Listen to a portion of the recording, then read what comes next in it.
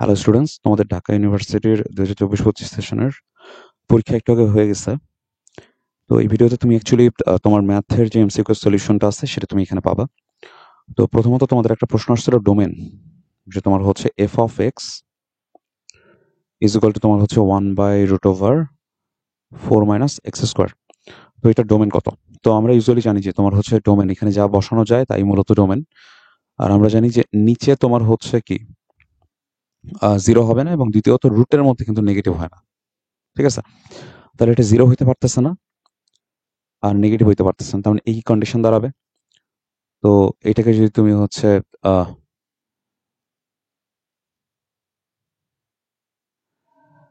এই অনুযায়ী তোমার হচ্ছে সাজাও, তাহলে তুমি যে অ্যান্সারটা পাবা সেটা হচ্ছে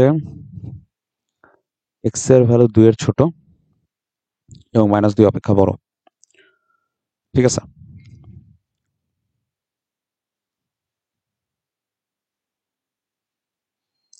এরপরে তোমার যে প্রশ্নটা আসছে সেটা হচ্ছে তোমার একটি ত্রিভুজের এ বি সি তিনটা বাহু যথাক্রমে দেওয়া আছে, তো সি কোনটা কত? এটা হচ্ছে কজের ফর্মুলা দিয়ে করতে হবে। কস সি ইকুয়াল টু তোমার হচ্ছে A square plus B square, that means 9 plus 25 minus 49 divided by 2 into 3 into 5, 30। তাহলে এটা তোমার আস্তে আস্তে হচ্ছে মাইনাস হাফ, দ্যাট মিনস এটা হচ্ছে সি হবে হচ্ছে 120 ডিগ্রি।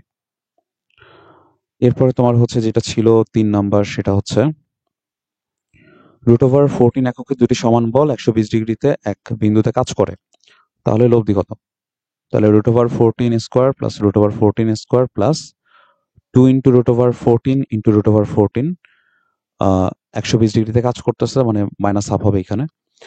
তাহলে দেখো কি আসতেছে, মাইনাস হাফ হলে এটা মাইনাস, তার মানে হচ্ছে √14 আসতেছে অ্যান্সার। তো এটার অ্যান্সার √14।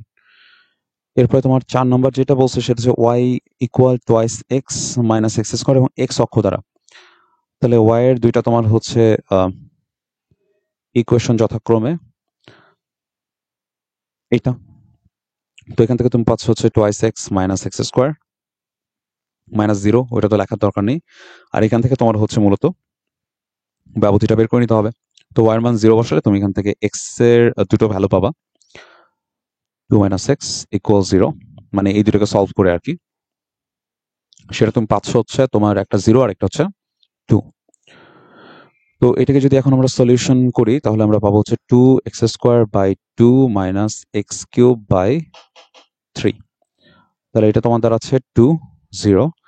এখন যদি আমি 2 বসাই দিই এখানে তাহলে আমার আসবে হচ্ছে 4, আর যদি 2 বসাই দিই এখানে -8/3, আর 0 তো বসাইলে দুইটাই 0 হবে। তো এটাকে যদি তুমি ক্যালকুলেশন করো তাহলে তুমি হচ্ছে পাবা -4/3, বা আমরা জানি যে এরিয়া কখনো নেগেটিভ হয় না, তাই 4/3 হচ্ছে অ্যান্সার।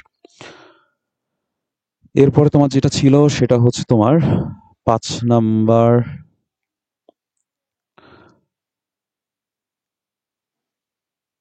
আচ্ছা, এটা ছিল তোমার হচ্ছে একটা বৃত্ত যেটা এক্স অক্ষকে স্পর্শ করলে সি এর মান কত? তো আমরা জানি এক্স অক্ষকে স্পর্শ করলে G square equal to C হয়। তাহলে তোমার হচ্ছে জি এর ভ্যালু কত এখানে? -2। তোমরা এই কোশ্চেনে অবশ্যই কোশ্চেনটা তোমার হাতে নিয়ে বসবা, যেহেতু আমার কাছে কোশ্চেনটা নাই অ্যাকচুয়ালি। তো সি ইকুয়াল টু তোমার হচ্ছে 4, তো সি এর ভ্যালু হবে 4। এরপরে 6 নাম্বার যে কোশ্চেনটা সেটা হচ্ছে তোমার ইন্টিগ্রেশন থেকে দেখা যাচ্ছে আমার এখানে যেটা আছে সেটা হচ্ছে যে তোমার 0 to 5 F of X DX কে তোমার হচ্ছে করলে পাওয়া যায় 8। তাহলে 4 - 1 দেয়া আছে, f of x plus 1 dx, এটা করলে কি পাওয়া যাবে? তো দেখো বিষয়টা হচ্ছে এখানে আমাদের কি করতে হয়, এটা করার জন্য আমাদের এক্স প্লাস 1টাকে জেড ধরে নিতে হয়। তো জেড ধরে নিলে আমাদের ব্যবধিটাকে ফার্স্টে চেঞ্জ করে নিতে হবে। তো -1 যদি এখানে বসাই জেড এর মান হবে 0, আর যদি আমি 4 বসাই তাহলে হবে জেড এর মান 5। এখন আমার যেটা কাজ, এটাকে একবার ডিফারেন্সিয়েট করা। ডিফারেন্সিয়েট করলে আমি এরকম পাবো ডিএক্স ইকুয়াল টু জেড। তাহলে আমি এটা বলতে পারি এফ অফ জেড, যেহেতু এক্স প্লাস 1 ইকুয়াল জেড আর এটা ডিজেড। তার মানে এটা দেখো একদম হুবহু আগের মতো এবং সামনের মতো, সামনে কোনো কিছু নাই। তাহলে এটাও 8ই অ্যান্সার হবে। তো এর অ্যান্সার হচ্ছে 8। এরপরে 7 নাম্বার যেটা, সেটা তোমার দেয়া আছে হচ্ছে sec inverse x equal cosec inverse Y.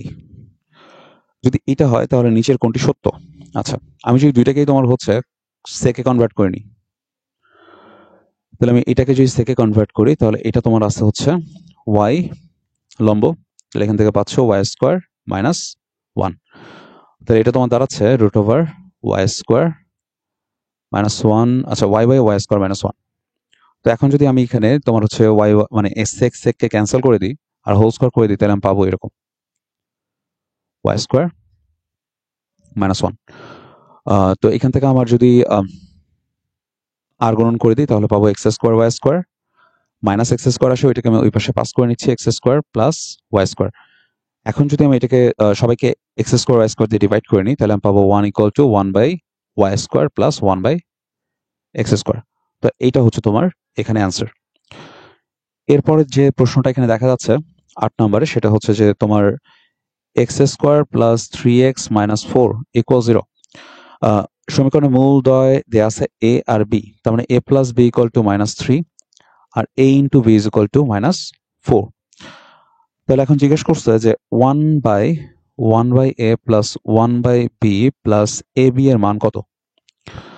তো এখানে আমি যদি এই দুইটাকে নিয়ে আলাদাভাবে কাজ করি তাহলে আমি পাবো হচ্ছে A B A plus B plus A B. তার মানে তোমার এ প্লাস বি এর ভ্যালু কত? মাইনাস থ্রি, এটা মাইনাস ফোর প্লাস এটা হচ্ছে তোমার মাইনাস ফোর। তাহলে এখান থেকে তুমি পাচ্ছ তিন বাই চার মাইনাস চার। তো এটা যদি একটু হালকা ক্যালকুলেশন করে নাও তুমি দেখবা যে এখানে কত আসে চার আর উপরে আসে মাইনাস তেরো। তাহলে মাইনাস তেরো বাই তোমার হচ্ছে চার হচ্ছে এটার অ্যান্সার। 9 নাম্বার তোমার হচ্ছে three x plus seven y equal 21 আর দেয়া আছে হচ্ছে two x minus three b y plus six equal zero. সমীকরণটা একই সরলরেখা প্রকাশ করে। তো একই সরলরেখা প্রকাশ করার তোমার হচ্ছে আমি যদি বলি শর্ত,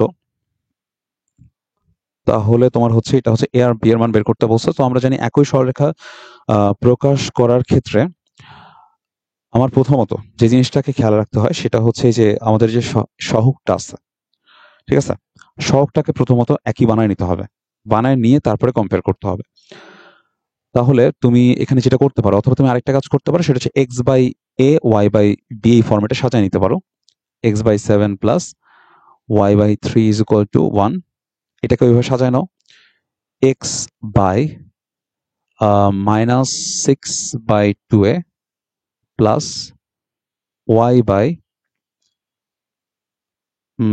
six by three B equal one. এখান থেকে এখন যদি তুমি সলভ করো,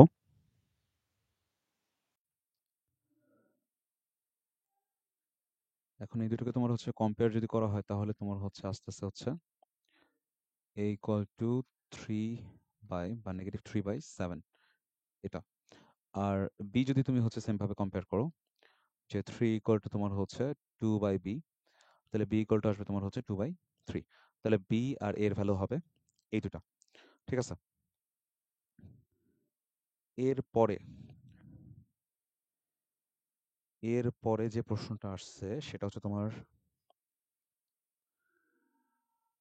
নাইন এক্স স্কোয়ার প্লাস পঁচিশ বি স্কোয়ার ইকুয়াল টু দুইশো পঁচিশের নিয়ামক দ্বয়ের মধ্যবর্তী দূরত্ব।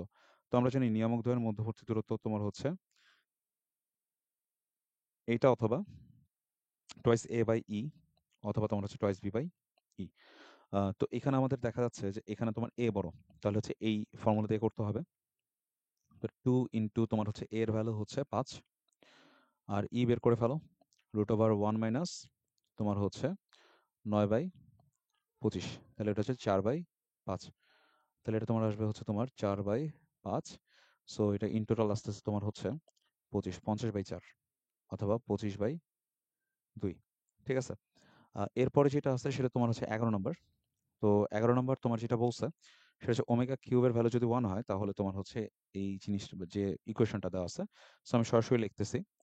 এটা তোমার হচ্ছে হবে মাইনাস টু ওমেগা স্কোয়ার, দেন তোমার হচ্ছে minus two, than minus two omega এটা।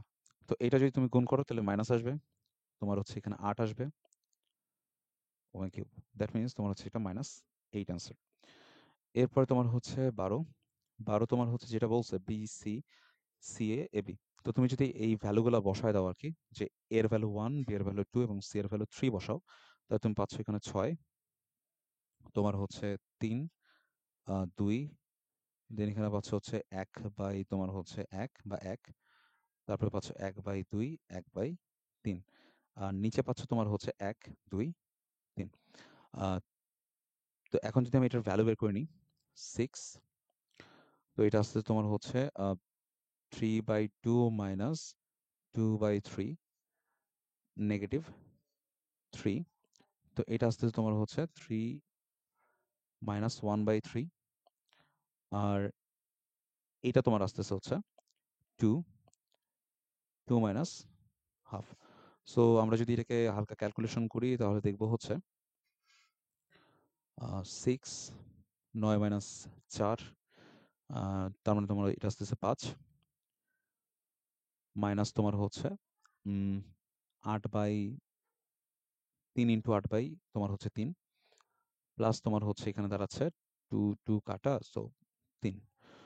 তো এটাকে যদি এখন তুমি ক্যালকুলেশন করো তাহলে তুমি পাচ্ছ 0, ইন টোটাল 0 পাচ্ছ আর কি। ঠিক আছে, সো এটার অ্যান্সার হচ্ছে 0। দেন যদি 13 নম্বরটা দেখো, 13 নম্বরটা তোমার হচ্ছে একটা ডিফারেন্সিয়েশন দেওয়া আছে। তো এটাকে যদি তুমি হচ্ছে সরাসরি রুট করো আর কি, এই জিনিসটাকে 1 minus root over x, so এটাকে যদি ডিফারেন্সিয়েট করা হয় তাহলে হচ্ছে 1/2 রুট, এরপর যদি তুমি হচ্ছে যাকে এক্স ধরলা তাকে যদি আবার করো তাহলে তুমি পাবা হচ্ছে মাইনাস 1/2 রুট এক্স। এখন তোমার হচ্ছে আবার তুমি যাকে এক্স ধরছো তাকে করে ফেলছো, তো এই এতটুকুই। এটা করলে তুমি ইন টোটাল পাচ্ছ একটা নেগেটিভ সাইন থাকবে সামনে, এবং হবে হচ্ছে তোমার একটা 4 থাকবে, রুট এক্স থাকবে, root over 1 minus root x থাকবে 13। তারপরে তোমার হচ্ছে 14। তো 14 ক্ষেত্রে বলছে যে একটি ভবনের ছাদ থেকে মুক্তভাবে পড়ন্ত একটি বস্তু পড়তে 5 সেকেন্ড টাইম নেয়, ভবনের উচ্চতা কত? তাহলে এইচ ইকুয়াল টু তোমার হচ্ছে হাফ জিটি স্কোয়ার। তো আমার এখানে তোমার হচ্ছে হাফ 9.8, 5 সেকেন্ড টাইম নেয়, তার মানে তোমার হচ্ছে এটা 25।